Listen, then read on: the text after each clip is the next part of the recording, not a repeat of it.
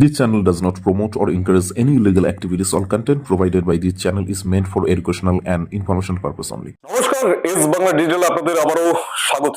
বর্তমান সময় মিডিয়ার মধ্যে যে কথাগুলো যে বিষয়গুলো বারবার তুলে ধরা হচ্ছে, বাংলায় জঙ্গি এসেছে বিভিন্ন রাজ্য থেকে, অন্য রাজ্য থেকে পুলিশ এসে, কেন্দ্রীয় বাহিনী এসে তারা কি করছে, বাংলা থেকে জঙ্গি ধরে নিয়ে যাচ্ছে। শুধু বাংলাদেশি জঙ্গি নয়, বাংলাদেশি মৌলবাদী নয়, একই সাথে পাকিস্তানি জঙ্গি, এমন জঙ্গি যাদের সম্পর্ক রয়েছে পাকিস্তানের সাথে, তাদেরকে ধরে নিয়ে যাচ্ছে কোন জায়গা থেকে? বাংলা থেকে।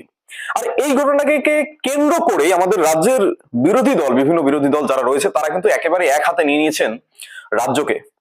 এবং অপরদিকে আমরা যদি দেখি, রাজ্যের যে সকল মন্ত্রীরা রয়েছেন বা বিভিন্ন দলের যে মুখপাত্র, তারা কিন্তু এই যে হাতটা, সেই হাতটা আবার ঘুরিয়ে দিচ্ছেন কেন্দ্রের দিকে।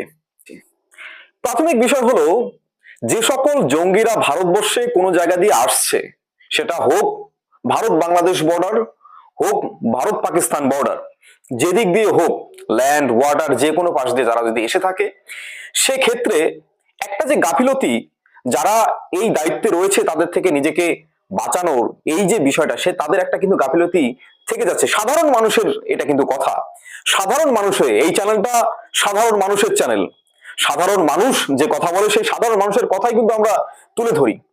একটা জিনিস ভেবে দেখুন, যে সকল জঙ্গিরা ভারতবর্ষে প্রবেশ করছে, সেই সকল জঙ্গিরা প্রথমে কিন্তু টার্গেট করবে এই সকল সাধারণ মানুষকেই।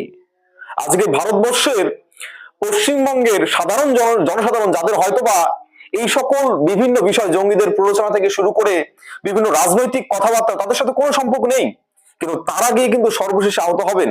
সেক্ষেত্রে যদি কোনো একটা ক্ষতি ঘটে যায়, যদি কোনো একটা ঘটনা সাধারণ মানুষের সাথে হয়, সেক্ষেত্রে দোষটা কোন দল নেবে? বিভিন্ন রাজনৈতিক দল নিজেদের বাঁচাতে এবং বিরোধী দলকে দোষারোপ করতে কিন্তু একেবারেই ব্যস্ত হয়ে উঠেছে। যদি আমরা দেখি, রাজ্যের অন্যতম বিরোধী দলনেতা শুভেন্দু অধিকারী তিনি বলছেন, রাজ্য যদি ঠিকঠাক ফেন্সিং করার, অর্থাৎ কাঁটাতার দেয়ার যে জমি, সেই জমিটা যদি যে বিএসএফ সংস্থা যে রয়েছে, কেন্দ্রীয় সংস্থা, তাদের যদি দিয়ে দেয়, সেক্ষেত্রে এই ধরনের কোনো অনুপ্রবেশ ঘটবে না।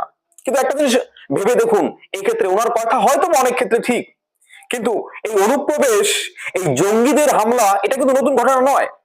কেন্দ্রীয় দপ্তর কি বলছে যে 14টা রাজ্যে কিন্তু একই ধরনের ঘটনা। সেটা সবগুলো কিন্তু তৃণমূল কংগ্রেস বা টিএমসি শাসিত রাজ্য নয়, সেখানে হয়তো বা বিজেপি শাসিত রাজ্য রয়েছে। তাহলে দোষটা কি শুধু রাজ্যের না? অপর ক্ষেত্রে যদি আমরা দেখি, আমাদের রাজ্যের যে দলনেতা, রাজ্যের বিভিন্ন ধরনের মুখপাত্র, তারা কি বলছে? কুণাল ঘোষের কথাই যদি আমরা শুনি, তিনি কি বলছেন? তিনি বলছেন যে এই যে ঘটনাটা, সেই ঘটনা কিন্তু একেবারেই নতুন নয়।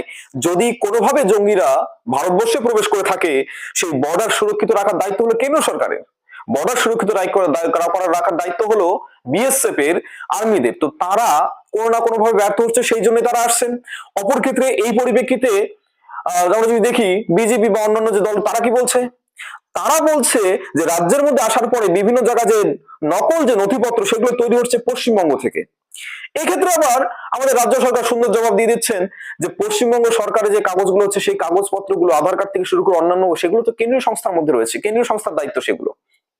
কিন্তু সাধারণ মানুষ হিসেবে আপনার, আমাদের মতো সাধারণ মানুষের কাছে প্রশ্নটা কি? যদি কোনো ধরনের জঙ্গি আক্রমণ ঘটে আজকে ভারতবর্ষের কোনো এলাকায়, পশ্চিমবঙ্গের কোনো এলাকায়, সেক্ষেত্রে ক্ষতিগ্রস্ত হব আপনার আমার মতো সাধারণ মানুষরা, কিন্তু ক্ষতিগ্রস্ত হব। এই দোষটা কে নেবে? সত্যি কি এইটা সময়, এই যে সময়টা যখন বাংলাদেশ একটা অশান্ত পরিস্থিতি রয়েছে, একেবারে লেটেস্ট এবং নতুন খবর, চায়না কিন্তু পাকিস্তানকে একেবারে 5th জেনারেশনের ফাইটার প্লেন, যতটুকু মনে হয়, আমি যদি একেবারে ভুল না হই, 40টার মতো 5th জেনারেশন ফাইটার প্লেন কিন্তু পাকিস্তান নিতে চলেছে। অর্থাৎ যে প্লেনগুলো কিন্তু, যেই ধরনের প্লেন বলাটা ভুল হয়ে যাবে, সেই এয়ারক্রাফট বা আমরা বলতে পারি ফাইটার জেট, যেগুলো ভারতের কাছে কিন্তু বর্তমান সময় নেই। তো সেক্ষেত্রে এইরকম পরিস্থিতিতে বিভিন্ন রাজনৈতিক দলের একে অপরকে দোষারোপ করাটা কতটা ঠিক বলে আপনার মনে হয়? আমি কিন্তু সেই বিষয়টা জানি না, আপনি কমেন্ট করে জানাতে পারেন সেই বিষয়টা কতটা ঠিক এবং কতটা ভুল। অপর ক্ষেত্রে বাংলাদেশের অশান্ত পরিস্থিতি, যে পরিস্থিতিটাকে কাজে লাগিয়ে, যে পরিস্থিতির সুযোগে পাকিস্তানি মৌলবাদীরা কিন্তু বাংলাদেশে একেবারে নিজেদের আখাড়া জমিয়ে নিতে চাইছে এখন। এছাড়াও ইউনূস সরকারের আমলে বিভিন্ন বাংলাদেশি মৌলবাদীরা কিন্তু জেল ছুট হয়েছে, তাদেরকে বলতে গেলে জেল থেকে কিন্তু ছাড়িয়ে নেওয়া হয়েছে, এবং তারা কিন্তু বারবার চেষ্টা করছে যে কোনো বর্ডার দিয়ে হোক, পশ্চিমবঙ্গ বর্ডার হোক, আসাম বর্ডার হোক, যে কোনো দিক দিয়ে পশ্চিমবঙ্গে এবং ভারতে প্রবেশ করার। সেক্ষেত্রে এটা কি সঠিক সময় বিভিন্ন রাজনৈতিক দলের বিভিন্ন রাজনৈতিক ফায়দা তোলার জন্য একে অপরের দিকে দোষ তুলে দেওয়া, নাকি সকলে মিলে একত্রে এসে এই সমস্যার সমাধান করা? কারণ আজকে যদি কোনো সাধারণ মানুষের প্রাণ যায়, সেক্ষেত্রে দোষটা কোন রাজনৈতিক দল নেবে? আমাদের শাসক দল না কেন্দ্রের শাসক দল? সেক্ষেত্রে একটা প্রশ্ন কিন্তু বারবার থেকেই যাচ্ছে। এটা কিন্তু একেবারেই দোষারোপ করার সময় নয়, এটা সময় হলো সকল দল মিলে একত্রে এই জঙ্গি সমস্যা, বিভিন্ন রোহিঙ্গা সমস্যা, অনুপ্রবেশ সমস্যা, সেই সমস্যাগুলোর সমাধান করা। সাধারণ পাবলিক হিসেবে আপনার কি মতামত সেটা জানাতে পারেন কমেন্ট বক্সে। এস বাংলার তরফ থেকে আমি কানাডার সঙ্গে থাকুন, সাথে থাকুন এস বাংলা ডিজিটাল। আপনি কি বাইক বা স্কুটার কেনার কথা ভাবছেন? আপনি গাড়ি নিতে গিয়ে ঠকে যাচ্ছেন না তো? দীর্ঘ 7 বছর যাবৎ সততার সাথে ব্যবসা করে আসছে বামনহাট আমান হোন্ডা। তাই নিশ্চিত মনে এখনই চলে আসুন বামনহাট আমান হোন্ডা শোরুমে এবং নিয়ে যান আপনার পছন্দের বাইক বা স্কুটার। আমাদের এখানে রয়েছে বিভিন্ন মডেলের বাইক ও স্কুটারের বিশাল সম্ভার। এছাড়াও এখানে একই ছাদের তলায় পেয়ে যাবেন সেলস, সার্ভিস এবং স্পেয়ার পার্টস।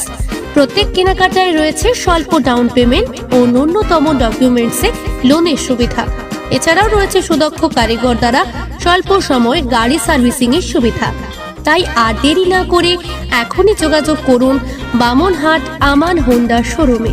স্থান বামনহাট SBI ATM এর পাশে। যোগাযোগের নম্বর 9002805414।